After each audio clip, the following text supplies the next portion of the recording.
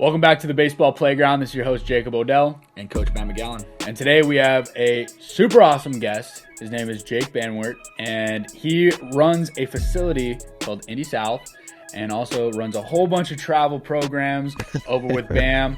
And Jake, just run us through the awesome stuff that you've got going on, man. Yeah, so currently head coach at Perry Meridian High School on the south side of Indianapolis. We have a facility about 5 to 10 minutes from there, Extra Innings Indy South. And out of that, we run travel program baseball and fast pitch academics Midwest, or BAM and FAM. And that's up to 36 teams between the baseball and softball side. We do all of our training at the indoor facility there, and then we work with a group called Hot Corner Athletics out of New York. Together we make up Dugout Coalition, which does online coaches training and certification processes, as well as player drill portals. And on top of that, I do a lot of mental training. So baseball, but all athletes in general, from the middle school range all the way up to college athletes that I get a chance to work with one-on-one in peak performance and mindset training as well. So I taught for 8 years. I made the jump to go full-time in baseball and softball 2 years ago, and haven't looked back and don't plan on looking back in the near future.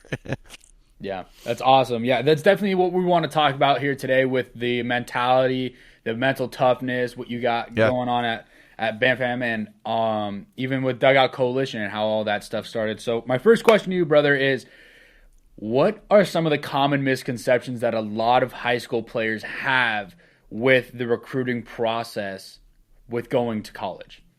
Yeah, I think they really sway to one extreme or the other. You get a lot of kids that, in 8th grade, they assume that they're D1. And a lot of times it's parents that think that they're D1. And, as we've seen in the travel ball world, you can be really good if you're playing at lower level competition. And a lot of parents just haven't seen what upper level competition looks like. So it's really getting them in the right areas to be challenged to play against the best competition, to see really where they fall.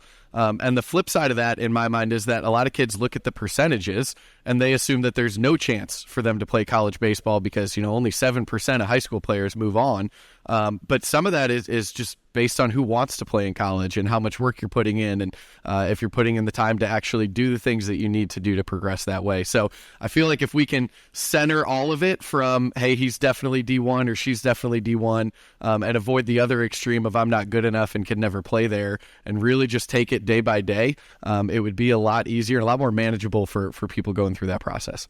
Now you run a great facility. What do you see in terms of, we're out on the West Coast, so facilities, there's a couple, but we're outside, we're playing. During the winter, you're obviously indoors, you're hitting, you're doing all your drills, everything's indoor, indoor based. How long does it take a player to get used to live pitching, be on a field, things like that? What is the transition? Yeah, that's a great question. I think the transition from indoor to outdoor, especially on the hitting side, is challenging, and we see that pitchers dominate early in the spring. You can do live at-bats. There's a lot of facilities that do. We do a good amount of them as well. But the lighting in there is different than what you're going to see outside, and you're in a tunnel. So the biggest things we see is that players, a lot of times, there's so much in the middle of the field that we don't get into power alleys, because if you do indoors, you don't see the ball travel. And kids love to see the ball travel. So the only place to see it travel is straight back up the middle, which isn't a terrible thing. But, you get outside and pitchers are a little bit more advanced because they've been throwing all winter as well. They've, obviously built up to throw longer in games already at that point, and hitters are a little bit behind from what they've been in seeing. So we got to get creative with how we train hitters in the offseason a little bit. For us, I'm a big proponent of win reality. I think the ability to track pitches and do some of that, you got to get creative if you don't have the ability to be outside all year. So that's a huge piece for us. Machine work is huge for us, and finding the balance with the machine work rather than setting it at 60 feet and throwing it at 85. The spin rate on those things is wild. You got to go a little bit shorter and a little bit slower to give it more of a real feel for hitters. But that's the challenge. It always is figuring out what that looks like coming out of the gate. And I think that's a big reason on the recruiting side that when you look at Power Fives, you get a lot of Midwest arms, and you get less Midwest position players. I think that probably plays a big role in it. Yeah, there's a huge huge gap between, the East and West with a lot of these things. But what are some of the drills that kids who might not be able to go out on the field, might not be able to play catch outside, what are some of the drills that they can do to just better their skills and prepare for the season coming forward? Yeah, so I do all of our infield training for the facility, and then we have hitting instructors, and I dabble in that a little bit. I just love training the defensive side more. But the biggest thing that we preach on the hitting side is really simple. I think most guys don't understand their own process, and they get into the cage and they just want to swing, and they don't love the tee, and I get it. It's not the most fun thing, but getting into routines and really finding the joy and the monotony of what baseball can be in the Midwest, like that's a huge piece for us. So really it's med ball stuff, it's banded stuff, it's PVC, really any of the swing prep stuff that they can figure out, hey, in 15 minutes, how do I get myself feeling ground contact, understanding what my swing should feel like, so that way when I do get outside or I do get into a cage in live pitching, I know what my swing is. And if we can own the swing side, then it's a lot easier to teach the approach side. So, for every hitter, I think it's really easy to go online and you can find all of these great drills, and most of them have a benefit, but not every single drill is going to work for every single player. So for them, it's really figuring out like, hey, what works for me? And for me, that's working backwards, right? Like, what does my swing look like? What do I want it to look like? What do I need to do to get it to that point? And if you work with the end in mind and really set that plan in motion, then they're going to be in good shape. But I think there's a lot of go in, hope I get better today, and just take a lot of swings and feel like I worked hard without the intent. So one of the big things that we preach with everything is intent on every single drill that you're doing, less reps, but a little bit more time between them. We had the luxury of Mookie Betts coming to our facility a couple months ago. He was actually in town for a bowling tournament and needed to get some swings in. So we're like, yeah, you can come to our place. That's great. And watching him swing, I think a lot of our players saw, there was more time between reps. He was really feeling what he was doing. He was making adjustments between each pitch that he saw. He was staying right center in everything that he did. But the intent that he showed was exactly the difference between what you see between a pro and an amateur. I mean, it was night and day what you would see a 12-year-old kid doing what he was doing, not just the barrel percentage, but the intent that he had for every single rep. So more than any specific drill, it's really that, like, develop intent and know your own process. Your facility, you only have from 3 to 10 o'clock at night to be able to train players. How many players are typically at your facility at one time? How do they separate themselves from the others? Yeah, so we pack that thing out. It's awesome. We have a few nights a week that are our group lesson nights. So basically what we do is we offer speed and agility, weight training, hitting, catching, and infield instruction multiple nights a week. And the way that we have it structured is a kid can come in and he can do, let's say he comes in at 5. Well, he can do a speed and agility at 5, his infield at 6, his hitting at 7. So we structure it based on age group so that they can kind of cycle through and do all of their training in one single spot. And the unique thing that there's a few facilities around the country that do, but most do not, is if you come in to train with us, you're not training with Jake Banwart. You are training with the Extra Innings Indy South infield. So whether I'm there or not, it's the same programming. And I think we get players that get so attached to an individual coach that when coach leaves, the player's lost. They don't know what to do. So for us, it's really like our number one goal is that the player becomes their own best coach through the offseason that we can put them through. So from a training side, like they come in, we max our infield at 12 in an hour session. We have 2 coaches in there at all times, and it's structured really, really well. So they get a lot of reps, but they also get to compete. And that's the biggest thing that's missing a lot of times in the winter is they lack the competitive spirit. They just try to get better, and then they get outside and they haven't competed in months, so they forget what it's like to be in a game and what that really feels like. So for us, it's doing it that way. We'll have 18 hitters at one time with 3 instructors. We basically go a 6-to-1 ratio in most cases for player to coach. I think that you can get a lot done in that sense, but the one-on-ones used to be huge, but the reality is if you're hitting for an hour one-on-one, you better take a few breaks because your swing's going to get tired. So to have extra people and really to be able to bounce and learn off of the other players that you're with, as long as the grouping is good and they're with players that are similar skill sets, that can be really, really good. So for us, it looks like that during the week, and then on the weekends, we'll run basically 9 a.m. to 9 p.m. on Saturday and Sunday, one for our softball program, one for our baseball, where we call it positionals. There's an hour session for our 8 to 12U infield, and then 12 to 14, and then our high school, but we'll go infield, outfield, pitching, catching, base running, hitting. We basically cover everything. So for us, it's the development factor. And really, when we created our program, the goal was to bridge the gap between developmental teams, which typically just aren't very good, but they're trying really hard to make players better. And then you have your high-level showcase teams, which are really good, but don't necessarily develop players. And the development turns into it's all kind of one-on-one on your own. So for us, when we started, it was how do we bridge the gap between those two and really develop our players and get the high-level players to continue to want to be there. So it's a lot of that training. And then when we talk approach, a lot of that stuff can be taught without a cage. So, we'll get on Zoom with all of our program and we'll have 4-hour days or 5-hour days where we break down peak performance training and then baseball IQ training, where we'll go through hitting approach, two-strike approach, what we call our alpha at-bats, and the rules behind those that dictate games a lot of times. So, it's feeding them the knowledge, but also giving them the ways to apply that knowledge to better themselves. For someone that's not, hitting at your facility, they're a high school kid, they're in, South Dakota. Yep.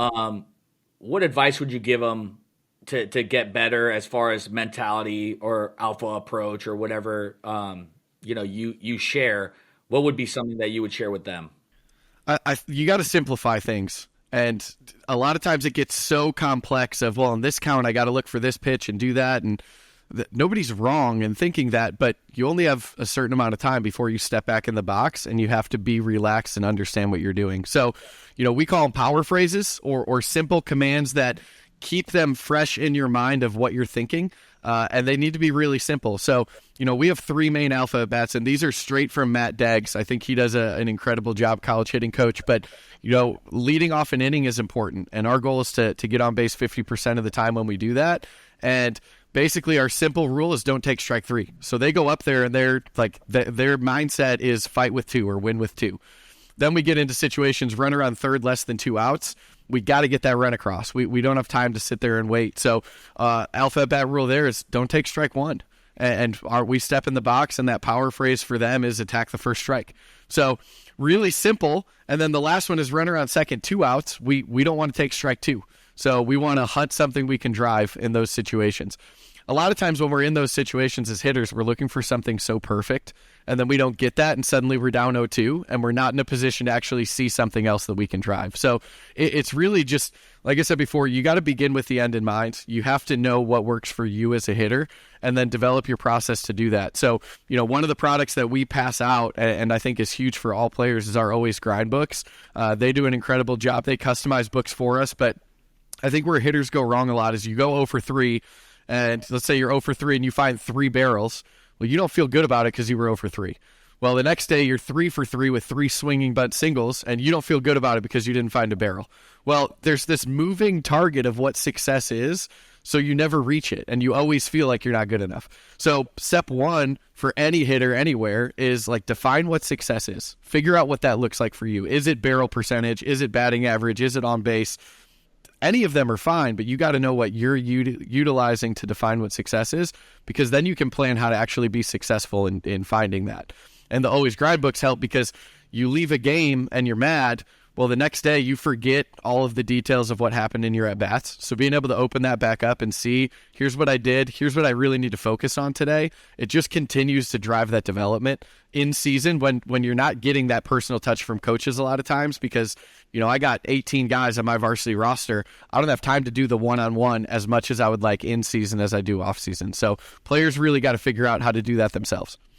I think you're absolutely right. I think the Always Grind, for those that don't know, it's a book. It's basically like a self manual of how your at bats went, where the pitches were thrown, and things like that. I think they do a great job as well. But you don't need that book per se. You could get a notebook. You could get anything and keep your at bats and what you saw and how you felt and things like that. And I think that's a great concept, especially for high school hitters. Yes. The high school hitters need to get prepared for the college game, and that's really big at that next level. And yeah, I think you're absolutely right. It makes total sense. I love the alpha at bats. I wrote them down. That's stuff that I I think that's great. I think we have to definitely spread that word because it definitely will separate some players. It really just changes the approach of every guy in your lineup. When they get up there and you can remind them, hey, know your alpha, understand the situation. It really just locks them into what they're trying to do. And, baseball's a game where your thoughts run rampant. So having more clarity of your vision when you step into the box is going to do nothing but help. You have something that I heard on a podcast with you about your 3 principles of sabotage. I want you to dive into the principles of sabotage that you got, man. What did you see? Which principles was I talking about? So there's a few different routes I go with those. You were talking about the self-sabotage, the personal, and I think there was a coaching sabotage or something. Yeah, okay. Yep. All right, so I think this is huge to go through with athletes and them just kind of figure out themselves. So when I talk about this with athletes, basically we break down 3 things, and everybody has them. A lot of people try to deny that they have them, but the reality is we have natural thoughts that come into our head that are really negative, and they're not conscious. We're not trying to do that, but they're still present, and the subconscious kicks them into our mind. So really, recognition is the number one thing. So once we recognize them, then we have the power to actually make a change. But I like to break it down into 3 different categories. So number 1 is your personal saboteur. So like when you're a coach or you're a player, what is it about yourself, and you can go offense, defense, whatever it is, what is it about yourself that constantly comes into your mind that is negative? Like, what's that negative thought about your hitting? For me as a coach, like, I break it down into what's my negative thought about the game of baseball itself, what's my negative thought about my team, and then what's my negative thought about my coaching. And for me, it's really, really simple because, like, I had a kind of weird path to get to this point. I didn't play college baseball. I honestly hated the game. I had some negative experiences with coaches and just relationships, and I needed to step away. And from doing that and getting back into it, it really drives how I coach. So for my personal self-saboteur, it's, man, I'm not qualified for this. I didn't play in college. And especially when I started, that would come up a lot. It was like, man, do I belong here? How did I get here?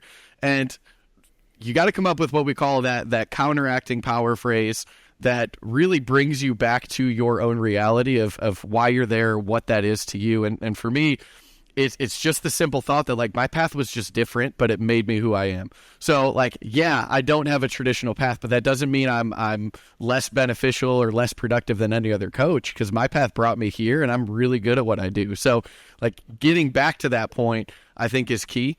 When I look at my team, my constant one as a coach to my team is, like, why do I care more than them? And the counteracting point for me there is, like, I need to show them how to care. Like, these are high school kids that might not have that at home. They might not know what it looks like to put in that hard work. They might think they're giving all that they have. And from the outside looking in, like, I just know they have a lot more to give. So how do I show that and model that to them?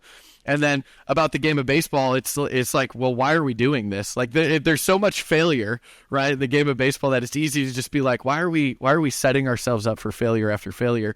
But the reality is, with everything that we do, that growth mindset, I think, is huge. And being in a position to know that you're going to do something today that you couldn't do yesterday is like the greatest feeling in the world. And it's just that, I call it IG times T equals EG. Incremental growth over time is exponential growth. And a lot of players give up the mini growth because they don't think it's big enough. It's not, I'm not going to grow enough from this. So they pass it by. So I think when players can outline those, like, man, what do I believe about myself that's negative? What do I believe about my teammates that's negative? What do I believe about baseball that's negative? When those things enter your mind, you can recognize them right away and call them out. And Austin Byler does a great job of this. And one of the things that he uses with Major League University is he just says, breathe air. And I'm big into box breathing. We do visualization with our team every single day. And the AIR is an acronym, and I love this, and it stands for acknowledge. So acknowledge the negative thought that's going into your mind, or the negative play that you just had, and then intercept that thought. You can't let that continue, but it's going to be there. So you have to intercept that and figure out, how do I change that thought?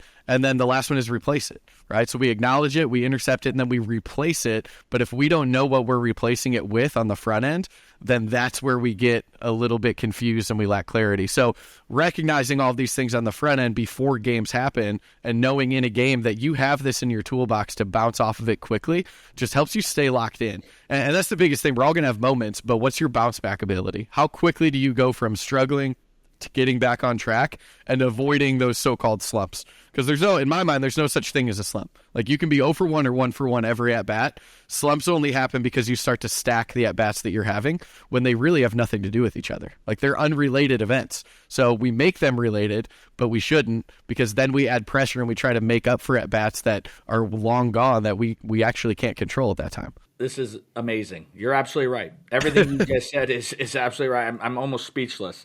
I think not only does this mentality help a baseball player, I think it helps these players in life, right? Yes. I mean, you're going to do this when you go to work and, hey, you know what? I had a real bad day, and you know what? You got to intercept that thought that, hey, maybe I'm not the best salesman.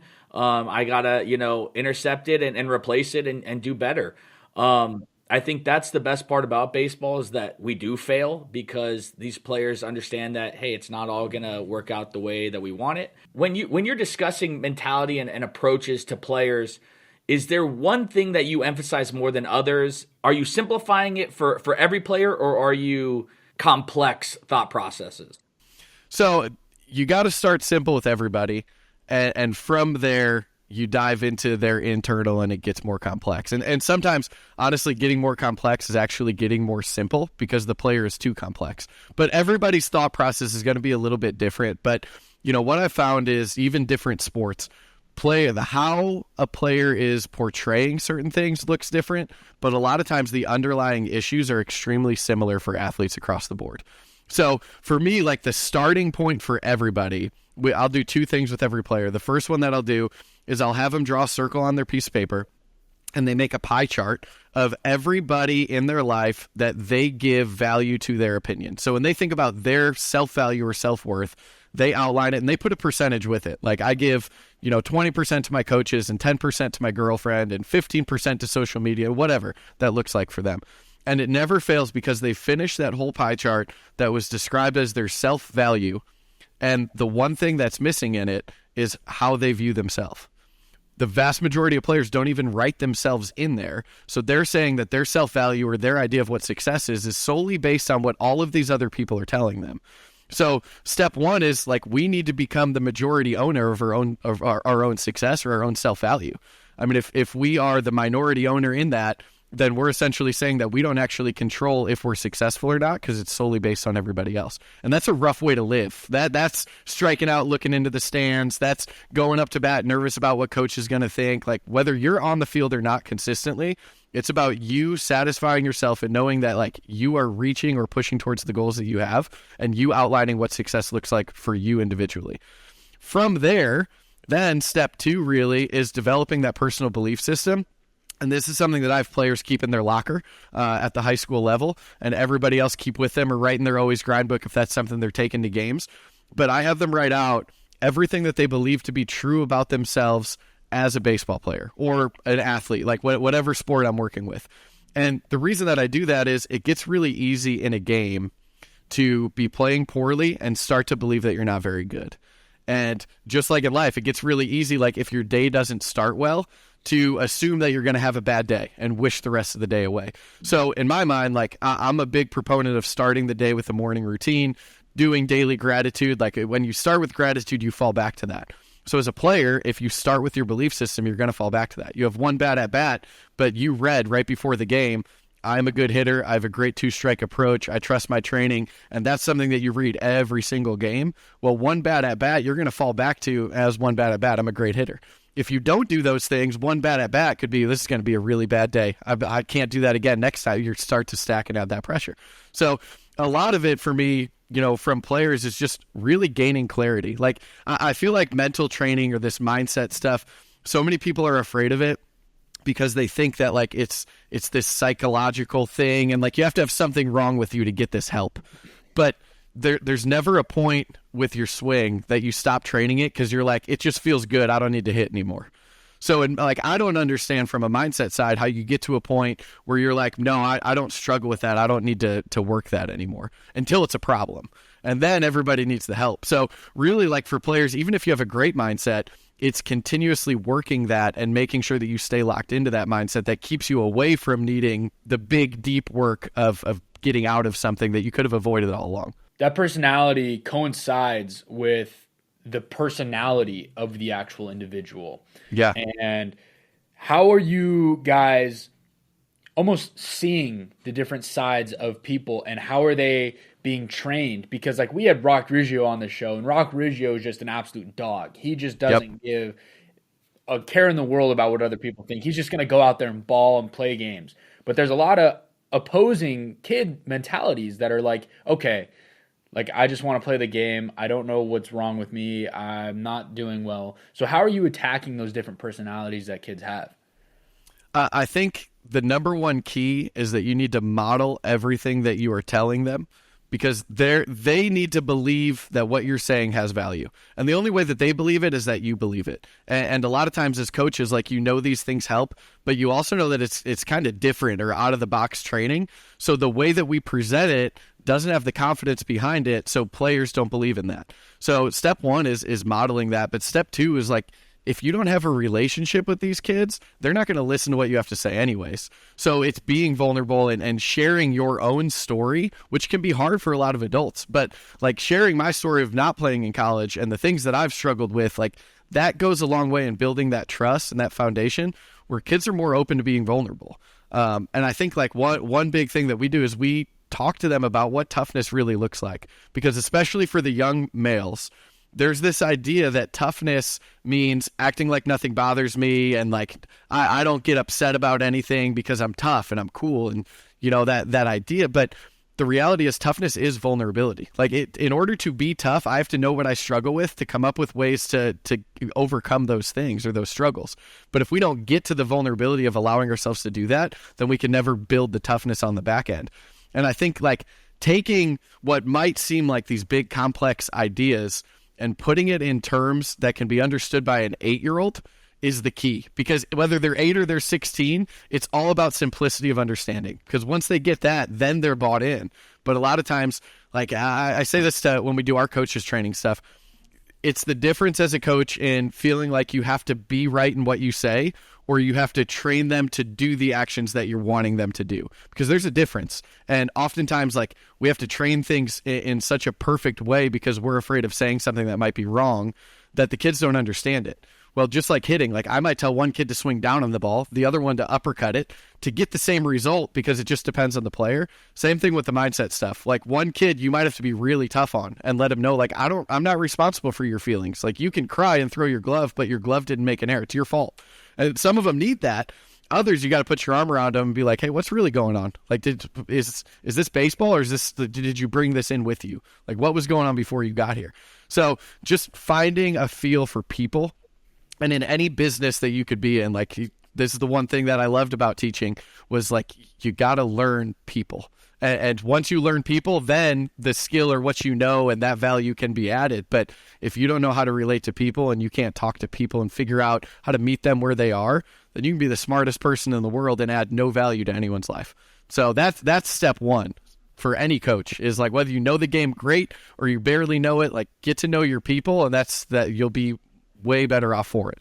Yeah, building relationship is huge. At all levels, and I think that's lost now on some coaches. It's more, they're always yelling or they're always doing these things because they feel embarrassed, right? Sure. They're like, oh man, we practice this, like, and they're not getting it done. We see that all the time when we're coaching against other teams, and I feel like you're absolutely right. Like, you build that relationship, you create a great mentality for these players, and they're going to be opening up with you, which will allow you to open up with them.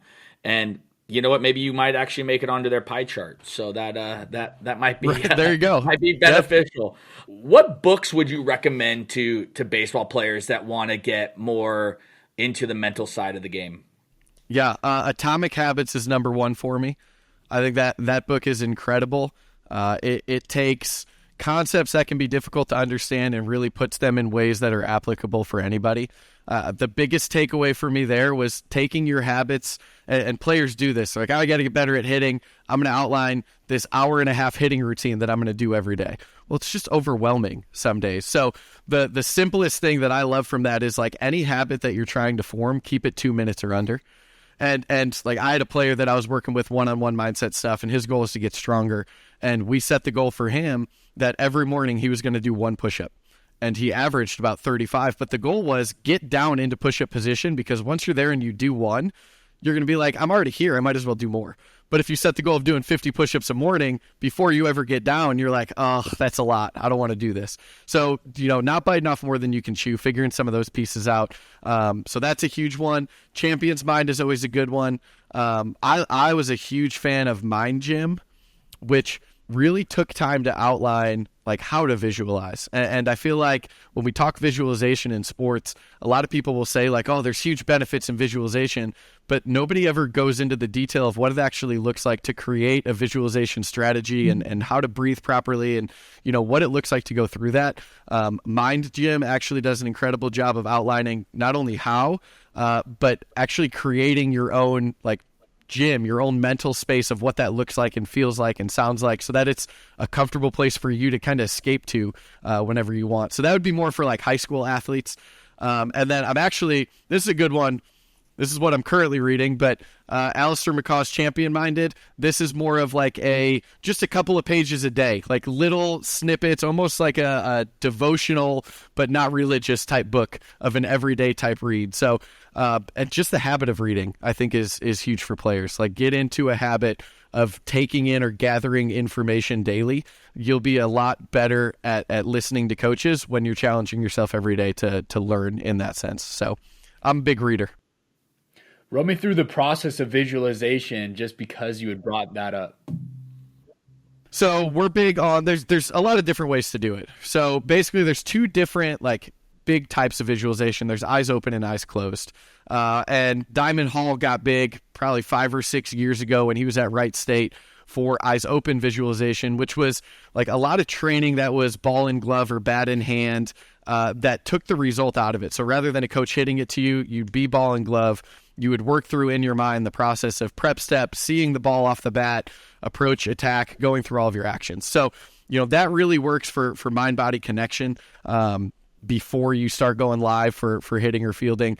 Eyes closed visualization is really important as well. And that's what I would prefer. I think eyes open, now you have win reality of things that you can do that with. But we're big on basically 4 simple steps. And the Braves do this with their minor league system, but it's called ball meditation. And the way that we break it down, the B is just breathing. So we take 1 minute to just focus in on our breathing, and we'll focus in on box breathing. So it'll be a 4-second inhale through the nose. We hold for 4 seconds, and then it's a 4-second exhale through the mouth, and then repeat. So the first minute for them is just getting in tune with their breathing. So feeling that belly go up and down and just really getting present. These kids are constantly on their phone, overstimulated at school, like a million different things. So causing them to just stop for 1 minute, you feel a difference in the room of just like the calmness that takes over. So that's for the first minute. Second minute is awareness. So for us, that's really connecting the mind to body and being present. So that's just rolling wrists or moving neck or, whatever that is to feel their body where they are. They hear me say, be where your feet are, probably 10 times a day. Every time I get a question of what are we doing after this, or just be where your feet are, be present right here. So that minute is all about that. And then the last 2 minutes are where we get into like the big visualization. So minute number 3, the first L is looking back. And basically they get to play in their head their own personal highlight reel of things that they've accomplished in their baseball career. So that could be like big at-bats that they've had or strikeouts they've had. And even challenging like college guys, and now with Game Changer doing the streaming, like you have the ability to actually watch some of your own highlights. It feels weird to do, but there's like mindset benefits of watching yourself succeed on a screen. So third minute is that, and then the last one is looking forward, where we basically take all the successes that they had and we apply that to either the practice that they're about to go through, the game that we're about to be in, to where, now they're seeing themselves be successful. And, I would say the biggest hack in visualization is to, in your mind, not look at yourself on a screen like you're watching it, but experience it like you're doing it. and really engaging every sense. And that's where a lot of players get lost, is they see it, but they don't smell it, they don't hear it. And we want them to like smell the popcorn in the stands, hear the bleachers, hear the cleats. Like, the more you can engage all of your senses, the more real your brain thinks it is. So the more it actually translates it and sends the same neural pathways that it would as if you were physically doing it, which is wild to me, but like, that's science. It works. You just gotta put in the process and do it. My sheet is full. I wrote so many notes. I mean, this has been great. This has been awesome. Give me one piece of advice for a young high school baseball player that is at home. He hears this and he's like, man, I want to jump on board. I want to do this. What does he need to start? What's step one? So how you do anything is how you do everything. And step one in my mind is to make a lifestyle change more than just a baseball change. So as simple as it is, you hear a lot of people say, you got to get 1% better. And again, like, these terms are great, but they're not defined. So 1% better is 1% is 14 minutes and 24 seconds of your day. So for anybody who's new to any of this, I would start there. Outline 14 minutes and 24 seconds in your morning that you can utilize to make yourself better. Whether that's reading, that's writing, that's a cold shower, that's hitting off the tee, like whatever that is fine. It's really that allotment of time that you are committing to yourself to get better every single day. And then from there, you can really figure out what's working and hone in on that. But getting started is the most important thing. So a wrong decision in my mind is better than indecision. So like, if you hit for a week and that's your 14-24 and you're like, man, this isn't working, well, we can adjust, but you form that habit of spending that time every day. So do something, get started at the very least, and then be willing to adapt from there. Just a lot of self-awareness and kind of just figuring out who you are as an individual. And that's really Absolutely difficult for a lot of the young guys. They're in this space and they don't know what's going on in life just quite yet. And a lot of people put the pressure that life is catching up to them, whereas they have another, 70 years of their life. So it's a huge ordeal. But Coach, thank you for being on the show. We got one last segment for you, which is, we do this with everybody. It's called our last 3 outs. So the very first question is, what's your favorite food? Favorite food, pizza. Anything on it? I mean, here's the thing. This is why it's pizza. When pizza's good, it's really good. But when pizza's bad, it's still pretty good. Like, you can't have bad pizza, So it's got to be pizza. I'm a big pepperoni guy, but I grew up northwest suburbs of Chicago. So anytime you get an opportunity to have like legit Chicago deep dish, that's the move. Meat lovers deep dish is the move. Love it. I've had it. It's so good. When I went out to Chicago, it's amazing. What's your favorite movie? Man, that's a tough one. I would say like baseball movie. Let's go there. Baseball movie. I love 42, but Rookie of the Year was my go-to as a kid. There's just so many great parts to that movie. Favorite baseball player that's dead or alive? Ooh, man, this is funny because I'm a big infield guy, but all-time favorite player's got to be Ken Griffey Jr. I think just obviously he was a dude, but the joy that he played the game with was unmatched. And I think like that was the biggest thing for me growing up watching that, was like how to continue to have fun and, not lose that idea of being a kid while playing a game. Yeah, I love it, man. Well, Jake, thank you so much for being on the show, brother. Where can people reach out to you if they want to get any mental coaching or they just want to check out what you got going on? Yeah, so biggest spots are either TikTok or Instagram. Both have the same handle. It's at Coach Banwart 20. And feel free to DM if you want to get going on mindset stuff. Like I said, I've mindset programs. I do one-on-one and small group. I also travel and speak a little bit to different teams or schools. So whatever that looks like, if it's infield training, anything like that, my goal, I literally write it every day, and my goal is to just make the biggest impact in the baseball community. So whatever that looks like, I'm probably game. I'm a big yes guy, so I'll say yes. That's awesome. You're doing a great job. You're doing an amazing it. job. Thank you so much for being on the show, and just really excited to see you grow and see this whole program grow. It's going to be awesome. Absolutely. We appreciate you guys. Thanks for having me. Hey, this is Coach Jake Banwart with Baseball and Fast Pitch Academics Midwest out of Indianapolis, and you're listening to The Baseball Playground. Be sure to follow them on Instagram and YouTube at The Baseball Playground.